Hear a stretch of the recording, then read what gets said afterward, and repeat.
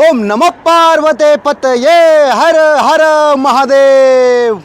राम राम मंडळी, हर हर महादेव, जय शिवराय, जय भीम। भावांनो, व्हिडिओला पूर्ण बघा, जर आवडलं तर लाईक करा चॅनलला आणि सबस्क्राईब नक्की करा। जर तुम्ही माझा व्हिडिओ इंस्टाग्राम फेसबुकला बघत असेल तर फॉलो नक्की करा। दुबईमध्ये ना भरपूर कंपन्या असतात, भरपूर कंपन्या तिथे सिव्हिलच्या कंपन्या वेगळ्या, फॅसिलिटी मॅनेजमेंट कंपनी वेगळी। तर ह्या माणसाला कंपनी म्हणलं का तर आपल्याला काय वाटतं माहिती आहे का, रोलिंग मिल वगैरे, एखादी फॅक्टरी वगैरे असं, परंतु असं नाही। कारण की दुबईला कसं माहिती आहे का, इकडे ठेकेदारी सिस्टम नसतो। इकडे असतं माहिती आहे का, काही बी असलं तर कंपन्या असतात, तर कंपन्या म्हणजे LLC, त्यांच्याकडे लायसन्स असतं, मोठ्या मोठ्या बिल्डिंगचे कॉन्ट्रॅक्ट वगैरे ते घेऊ शकतात। समजा जे कोणी सिव्हिलची कंपनी वेगळी असते, सिव्हिलची म्हणजे सिमेंट रेतीचं काम करणारे, आणि दुसरं एक असतं फॅसिलिटी मॅनेजमेंट। आता फॅसिलिटी मॅनेजमेंटमध्ये काय काय काम होतं, काय काम होतं माहिती आहे का, क्लिनरचं काम असो, ड्रायव्हरचं काम असो, प्लंबर, इलेक्ट्रिशियन, AC टेक्निशियन असो, म्हणजे सिक्युरिटी गार्ड असो, म्हणजे भरपूर त्याच्यामध्ये काम केलं जातं। आणि सिव्हिलच्या कंपन्यामध्ये कसं असतं माहिती आहे का, की जी नवीन नवीन प्रोजेक्ट उभा होतात ना, समजा नवीन नवीन बिल्डिंग दिसतात, ह्या बिल्डिंग बनवणारी कंपनी ती वेगळी असते। तर कुठल्या कामात यायला पाहिजे, तर मग मी तुम्हाला सांगतो ना, मी आहे ना इथं, माझा अनुभव तुम्हाला मी शेअर करतो ना। तुम्ही फक्त व्हिडिओ पूर्ण बघत जा, आणि व्हिडिओ आवडत असेल तर व्हिडिओ लाईक करत जा। बघा, सिव्हिलची कंपनी जर तुम्ही बघितली ना, तर सिव्हिलमध्ये कसं असतं माहिती आहे का, मोठ्या बिल्डिंगमध्ये, समजा दुबईमध्ये आता लय मोठे मोठे कन्स्ट्रक्शन चालू आहे, मोठ्या मोठ्या बिल्डिंग बनणं चालू आहे। तर तिथे कसं माहिती आहे का, जवळपास 400 500 माणसं काम करतात एका बिल्डिंगमध्ये। मग तो कारपेंटर असो, सेंटरिंग कारागीर असो, तो मिशन असो, म्हणजे मिशन याला मिस्त्री म्हणलं जातं, तर मी बांधकाम मिस्त्री असो, प्लास्टर मिस्त्री असो, हेल्पर असो, काहीही काम। दुसरी कंपनी असती जी मेंटेनन्सचं काम करते, म्हणजे फॅसिलिटी मॅनेजमेंट। म्हणजे हे काम झालं, समजा ही बिल्डिंग बनतात ना, समजा ही बिल्डिंग बनून झाली, आता याचं मेंटेनन्स करणारी कंपनी वेगळी असते। काही कंपन्या इथं अशा आहेत ना, की ते दोन्ही पण काम करतात, म्हणजे इंजिनिअरिंग पण आहे त्यांच्याकडे ते फॅसिलिटी मॅनेजमेंटचं पण काम करतात।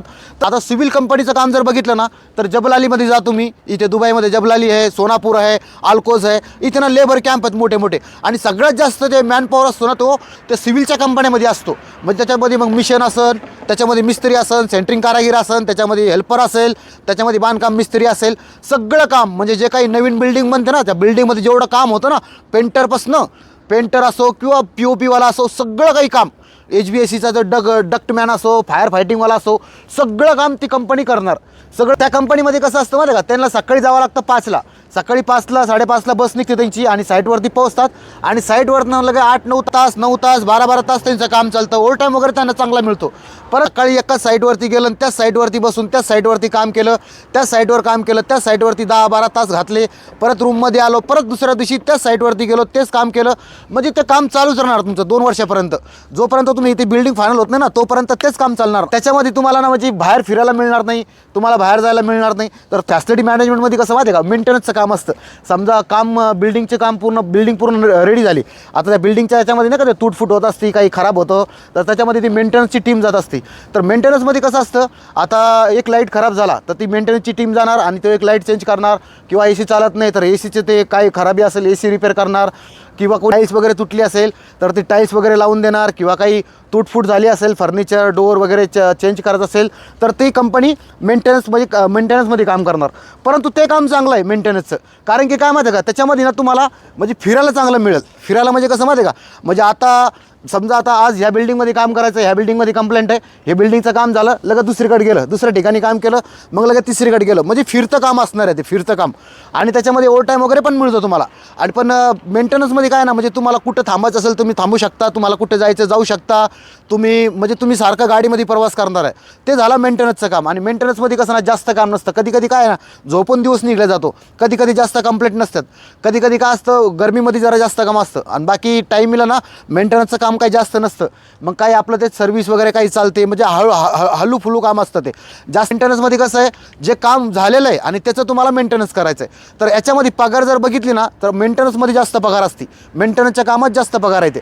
आणि सिव्हिलच्या कामात म्हणजे जे कन्स्ट्रक्शनची इंजिनिअरिंग जी बिल्डिंग नवीन तयार होती ना, त्याच्यामध्ये काही एवढी पगार नसती। आता पगारीचं जर तुम्हाला सांगायचं झालं ना, तर बघा, डक्टमॅन बघा, AC टेक्निशियन किंवा इलेक्ट्रिशियन किंवा प्लंबर, त्याच्यामध्ये ना 1300 1400 1500 धरमपर्यंत पगार असते, प्लस तुम्हाला ओव्हर टाईम मिळतो। आणि मेंटेनन्समध्ये जर बघितलं ना, तर मेंटेनन्समध्ये 1800पासून तर 3-3 4-4 हजार धरमपर्यंत पगार असते। सगळ्या कामावरती असतं, सगळ्यात जास्त पगार नाही ते HVAC टेक्निशियनला असते, कारण की इकडे गरमी जास्त आहे ना, इकडे ACचं काम जास्त असतं, त्याच्यामुळे इकडे जास्त पगार त्या AC टेक्निशियनवाल्याला आहे। प्लंबर मी आता सध्या त्या मेंटेनन्समध्येच काम करतोय, म्हणजे आता इथं कंप्लेंट होती आमची, ती कंप्लेंट झाली, ती कंप्लेंट सॉल्व झाली. आता दुसरीकडे जाणार म्हणजे आम्हाला वेळ मिळणार, समजा आराम पण मिळणार. कुठं आम्हाला जर चाय वगैरे प्यायची असली तर चाय पिणार, कुठं नाश्ता करायचा असेल तर नाश्ता पण करणार. जर तुम्हाला मेंटेनन्समध्ये जर काम करायचं असेल ना, तुम्हाला चांगलं राहावं लागेल चालेल. कारण की जेव्हा बिल्डिंग बनेल तेव्हा तिथे लोक राहायला येतील वेगळ्या वेगळ्या देशाचे. प्रोजेक्टमध्ये कसं पण राहा, दातं घासा नाही तर नका घासू, आंघोळ करायची तर करा, नाही तर नाही करायची तर नका करू, कसं पण राहा. परंतु मेंटेनन्समध्ये ना चांगलं राहावं लागतं. आणि मेंटेनन्समध्ये ना थोडीफार इंग्लिश पण आली पाहिजे. मेंटेनन्समध्ये क्लायंटला हँडल करता आलं पाहिजे. आणि काही लोक सांगतात जे मेंटेनन्समध्ये जे कामं करतात ना, काही कंप्लेंट वगैरे असतात, काही गेले कोणाच्या घरात तर काही लोक टिप वगैरे पण देतात. प्रोजेक्ट